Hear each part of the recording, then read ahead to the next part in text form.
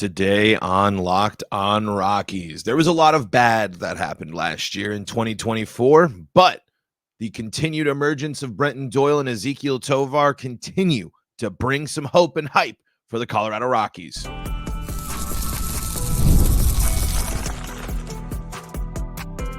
You are Locked on Rockies, your daily Colorado Rockies podcast, part of the Locked on Podcast Network, your team every day. Rock on Rockies fans, welcome into the Locked on Rockies podcast for today, the 4th day of November in the year 2024. I'm your host of the Locked on Rockies podcast, Paul Holden, bringing you your daily Colorado Rockies talk right here on the Locked on Podcast Network, where you can find your team every day. And if your team is the Colorado Rockies, guess what? You're in the right spot, because that's what we do around here each and every day, free and streaming on your favorite streaming services, bringing you your daily Colorado Rockies talk. Also to the Locked on Rockies YouTube channel, where you can be part of the show. You can fire off your Rockies hot takes. You can let me know what's on your mind when it comes to the Colorado Rockies. I know I wasn't on the last couple of days last week. Apologies for that. I was out doing a charity live stream with the boys from Dinger City. We helped raise over $4,000 for Extra Life this weekend. So if any of you Locked on Rockies viewers out there tuned in and checked us out this weekend, thank you. And we're back in action, bringing you more Rockies talk right here for the week. As over the weekend, Colorado Rockies fans were rewarded. I don't know if that's the right word. It should be Tovar and Doyle were rewarded in reality for winning 2 Rawlings Gold gloves, as the Rockies continue to add those into their repertoire here and build throughout those in their history. Not something the Rockies are too unfamiliar with, is Gold Glove things. But I know I talk about these 2 players a lot, but I just can't emphasize enough that these guys are so important to the Rockies, and it's so important that the rest of baseball is seeing these guys. And so that's basically what we'll be talking about, that, the impact of that. And of course, while I was gone, we did not react to the Dodgers winning the World Series, but I'm not going to focus on that, even though it was surprising to see how well the Dodgers dominated the Yankees. More so about early rumors of addition to their team is what we're going to talk about today. And before we dive into everything, want to let you know that today's episode is brought to you by FanDuel. You can start the season with a big return on FanDuel. New customers can place a $5 bet, and you'll get started with $150 in bonus bets if you win your first $5 bet. Visit FanDuel.com to get started. So, Tovar, Doyle, Gold Glove winners. And not only are they Gold Glove winners, Ezequial Tovar is the youngest player to win the Gold Glove in the history of the National League. And I know maybe it's like, I shouldn't overhype a Gold Glove on a team that lost 101 games last year. But this is just another recognition of the fact that Ezequial Tovar continues to build the building blocks of what could be a special career.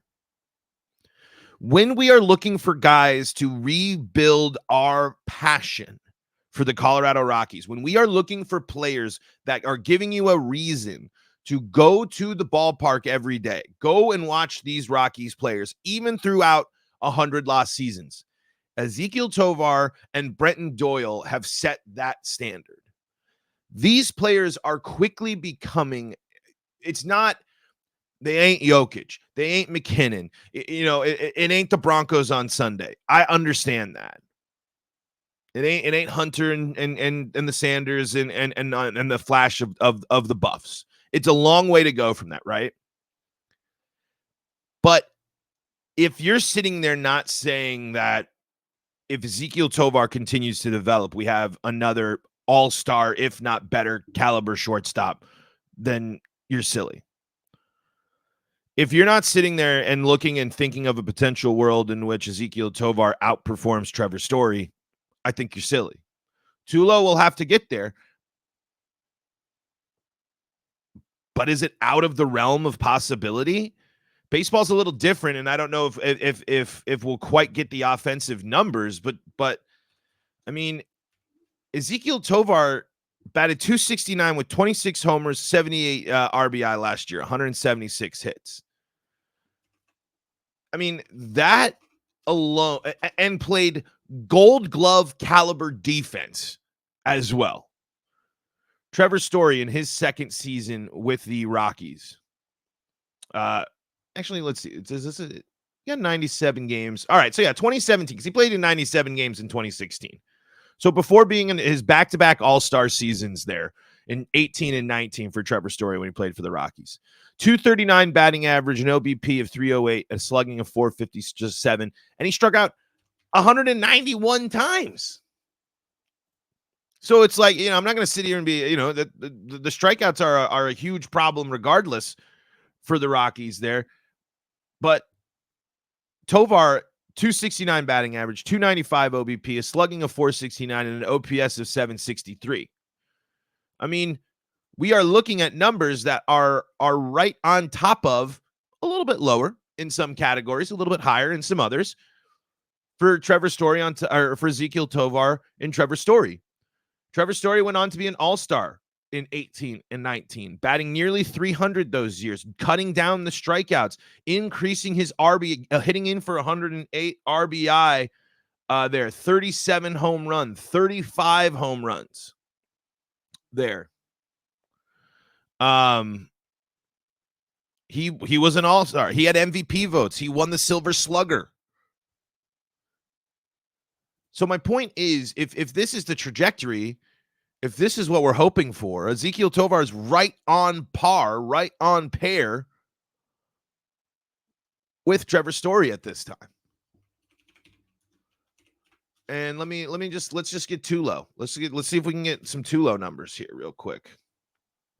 Bringing these up for his second season. All right. He played in 155 games in 2007. He should have been the rookie of the year that year. And then in 2008, Tulo, 263, 332, and slugging of 401, an OPS of 732. He only struck out 56 times in 101 games. Wow, that's crazy. 38 walks, 46 RBI. I think, there was definitely some. I forgot was he injured that year? He must have been injured that year. It must have been one of many injury years. But regardless, Ezequiel Tovar's numbers are right in line kind of with some of these elite shortstops that we've seen come out of the Colorado Rockies.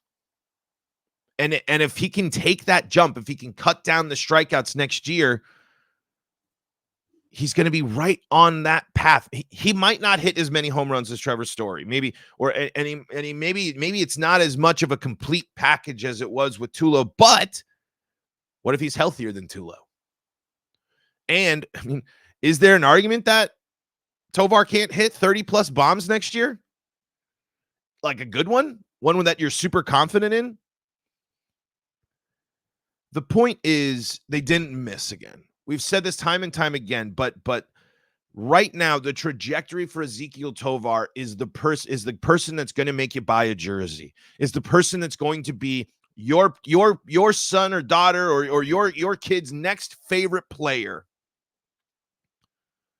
easily. And I think throughout a season that might, if the Rockies are surprising, if the Rockies do a little more winning this year, even if it's just 70 win total, it's just an improvement for on the record of last year. I just don't envision a world that the Rockies being successful is not due in large part to Ezequiel Tovar. I realize that this guy I know it's just one award, but it's just all of the stuff that just kind of made you get excited about these players in their first early seasons and the first time you watched them. I know Tovar didn't hit a bunch of bombs to start his career like Story, but to win an award, to be the youngest player ever in the National League to win this award, to be so good that you were better than every other shortstop in the league means something. Especially when you consider that award factors in offense as well. And Tovar's offense was good enough to back up, even with the 200 strikeouts. And we haven't even gotten to the fact that the Rockies continue to have arguably their best defensive center fielder ever in center field, and he won another Gold Glove and continues to make some noise. This is the Rockies making some noise. This is the Rockies. Again, 101 loss season. That is the reality. But you're ignoring the full picture. You're ignoring the big picture if you ignore Ezequial, Tovar, and Brenton Doyle. They are part of the conversation, and they will be part of the conversation going forward. Let's dive a little bit more into some of the numbers here from the Gold Glove. Talk a little bit about Brenton Doyle as well, and more. All in today's episode of Locked On Rockies. Before we do that, though, we got to tell you about the folks that help make this show possible, and that includes FanDuel. FanDuel's got you covered for all your sports action. Get ready to tackle the NFL action with FanDuel, America's #1 sportsbook. Right now, yes, right now, new customers can bet $5 and get $150 in bonus bets if you win. The FanDuel Sportsbook app gives you everything you need to place live bets on the NFL, all in one place.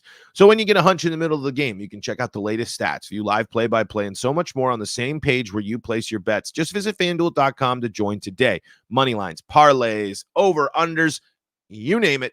FanDuel's got it. Just visit FanDuel.com. Join in on the fun. You'll get started with $150 in bonus bets if your first $5 bet wins. That's $150 in bonus bets if you win your first $5 bet. FanDuel.com. Never waste a hunch. You make every moment more with FanDuel, an official sportsbook partner of the NFL. And remember, please play responsibly. This is the Locked On Rockies podcast for free and streaming on your favorite streaming services, bringing you your daily Colorado Rockies talk right here on the Locked On Podcast Network, where you can find your team every day. If your team is the Colorado Rockies, guess what? You found us. We're in the right spot. We're talking Gold Gloves. We're talking the significance of it. We're talking what it might mean for the future. And I realize my overlay has a spelling mistake in it, but Monday, what are you going to do? Anyway, for your second listen of the day, by the way, folks, our guy Sully, he's got you covered. Revisiting Vegas today, the Vegas A's move and all that stuff going on there. Recapping all things to end the season. And if you need more Colorado sports coverage, Locked On Broncos, Locked On Avalanche, Locked On Nuggets, and Locked On Buffs, free and streaming on your favorite streaming services as well. So go check them out. Tough day for the Broncos yesterday. Played a good team. But it's like one of those weird things where it's just kind of like, I know that defense is better. Off day for the defense, lost to a good team on the road. I don't know. Sometimes you get your butt kicked in football, especially. That happens. It really does. Anyway, so I took all that time, and I've taken all this time I focus on Tovar and Doyle so much, not only because they successful, but this is the stuff that starts building the pulse, and it's just really important to me. Because I want a reason to be excited to watch the Rockies next year, right? I want a reason to be excited about this team moving in the right direction. We got to actually talk. I didn't put this on the overlay. The Rockies did make a move. Because I'm sorry to get distracted there, but this is the off season that I'm kind of expecting for the Rockies is Rockies acquire utility infielder Owen Miller from the Brewers for cash considerations. Carries a career negative .9 WAR while hitting .239, .287, .345 over a career 1,015 at-bats with 15 home runs, 19 RBI, and 17 stolen bases from Evan Lang on Purple Row there. Miller's primary value comes in his speed and defensive skills. In 2023 at the Brewers, he carried top ranks in fielding range with 8 outs above average and clocked in at 29 feet per second in sprint speed. He spent the bulk of his professional career as a first and second baseman, but is capable of playing all infield positions as well as right and left field. Boy, howdy, does that sound like Jake Cave, except more defensive focused, I would say. There you go. There's your bench vet. There's the bat, if you're going to call it a bat that you added there. But my point is, it's like those are the type of moves I'm expecting, and I'll need to get the this week will be a good time to reach out to those guys because they dove in on Purple Row, not about the Rockies' money problems, and not because they're losing money, but because of their bad ways of spending money. And that conversation leads directly into Tovar and Doyle already getting the deal done with Tovar. And of course, as we talked about last week, a deal looming for Brenton Doyle as well after this season. Or maybe if they want to get it done this offseason, who knows? The point is, when two guys win the Gold Glove, when Tovar and Doyle become another pair of Rockies to win a Gold Glove, it gets you excited. Because I want to read you this list from Patrick Lyons. And if you're a Rockies fan, this is the stuff that gets you, like, when you hear these names, it transports you to times, even when the Rockies had struggles with these players. But it transports you to a time when these players were good, when you loved the Rockies, when you were passionate about the Rockies. 2013, Arenado and Cargo. Duh. 2010. With center fielder Brenton Doyle and Ezequial Tovar. This is from Patrick Lyons. With center fielder Brenton Doyle and shortstop Ezequiel Tovar winning a 2024 NL Gold Glove Award, they give the Rockies 4 pairs of teammates to represent both the outfield and infield. Arenado and Cargo in 2013, Cargo and Tulo in 2010, Todd Helton and Larry Walker.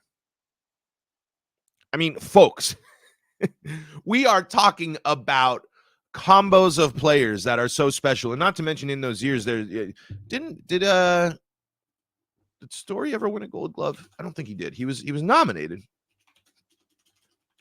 Let me double check. I can't remember.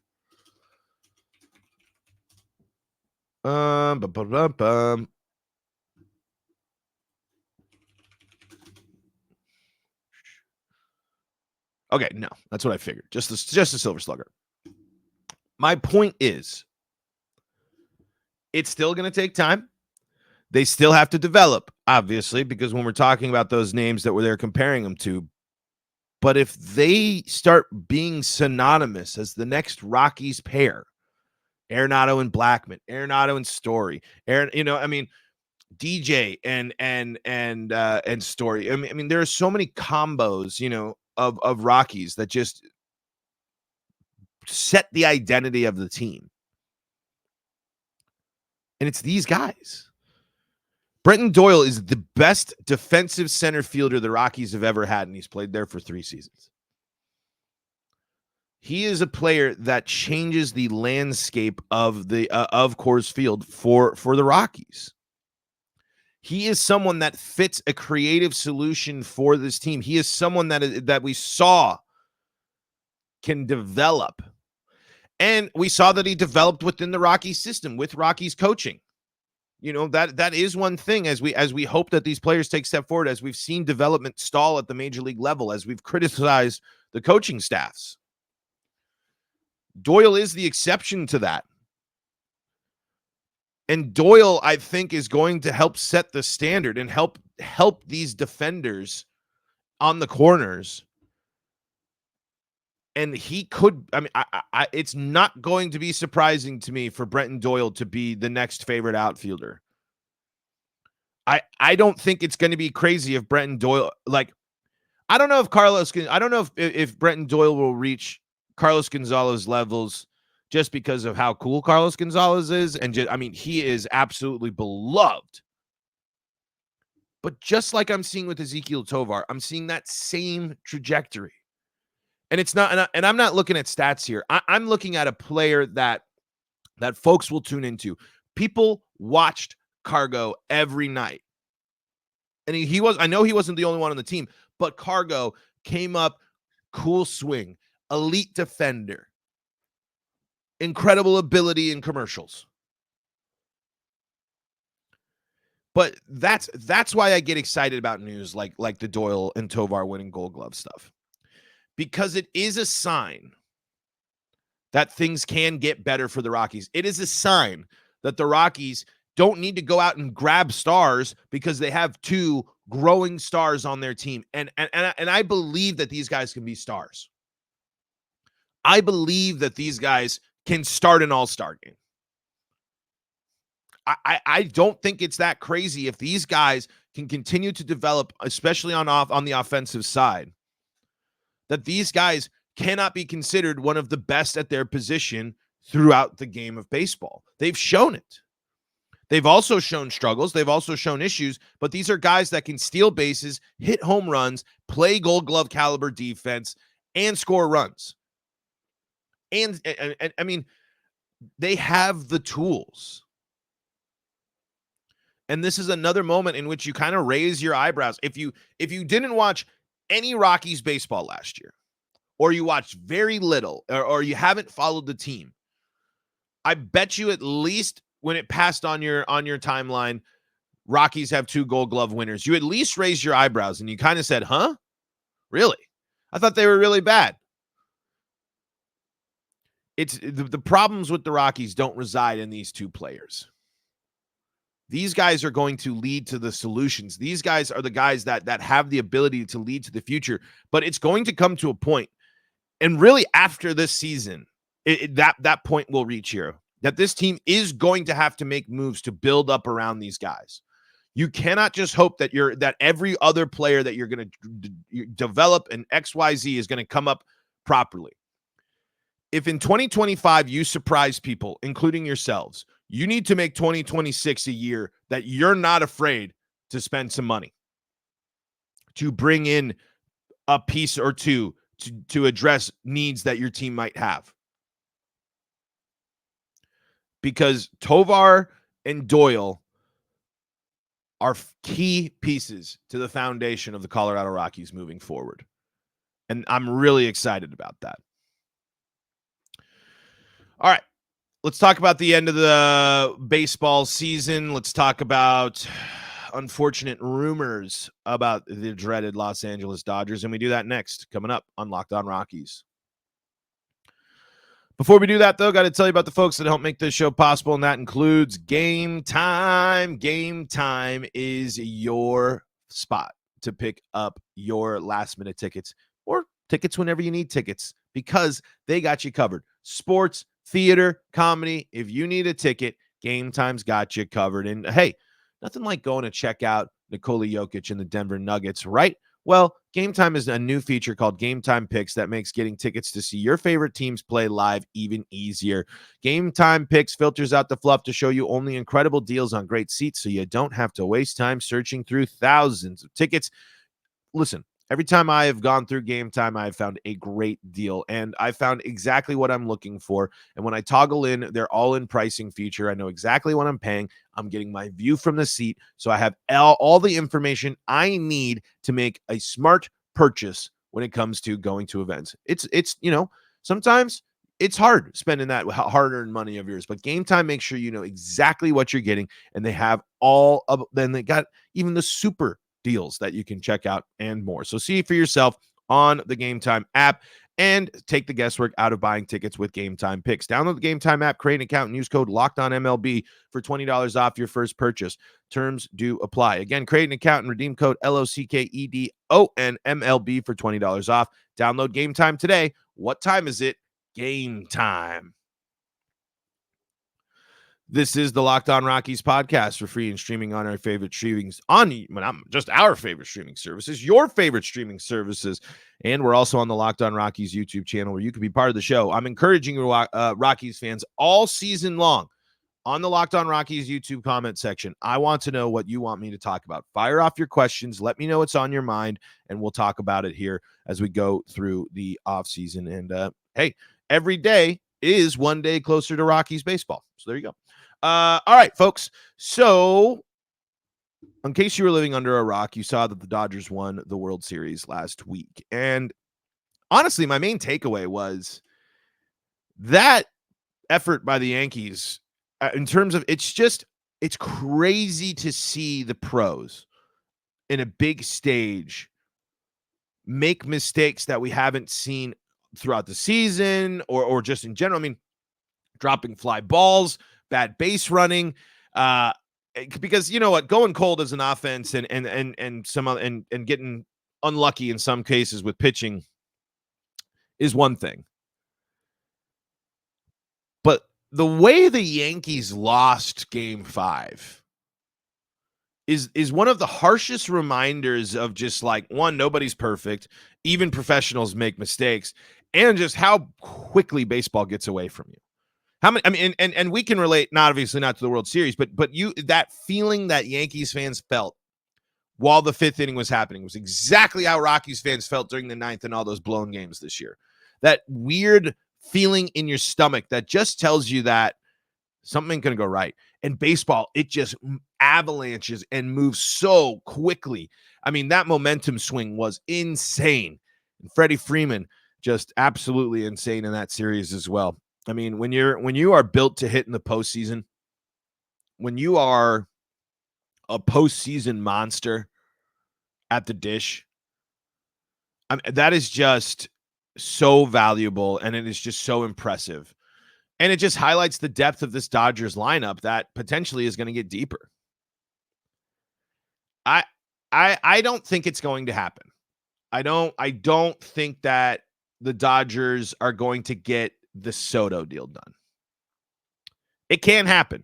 And I think Rockies fans need to prepare for a world in which the Dodgers just continue to add and continue to add. I mean, eventually, as the Rockies continue to grow, it's going to be more about making the playoffs instead of winning the division. As long as this Dodgers empire continues to grow as it does.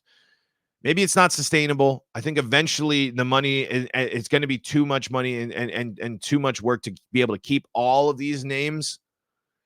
But like, I don't think Soto to the Dodgers is that out of the question.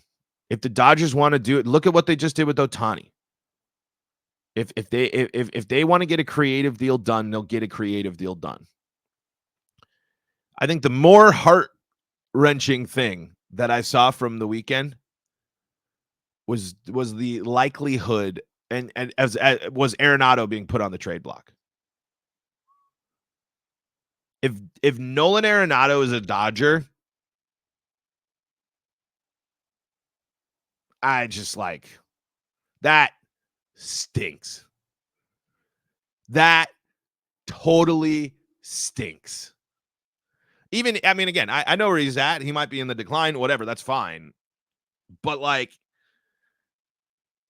dude was supposed to be just a Dodger killer for his whole career. Dude was supposed to be the knight that slayed the dragon that was the Dodgers for the Rockies. That's how it was in my fandom eyes. I understand what happened and how it all went down when he left. I got it. But I can confidently say that'll be one of my least favorite developments in my entire fandom of watching baseball. If I have to watch Nolan Arenado and Dodger Blue come back and circle around and beat the Rockies and then go win a World Series with the Dodgers, like that to me as a Rockies fan sucks. Like plain and simple, straight up sucks. It just paints the reality of like, if you are Rockies ownership, Rockies management, man, this will be a problem. The Dodgers' ability to spend and add and everything is going to only get worse. They are only going to continue to become the team that has while others have not. And that's why you have to be smart. You have to be creative.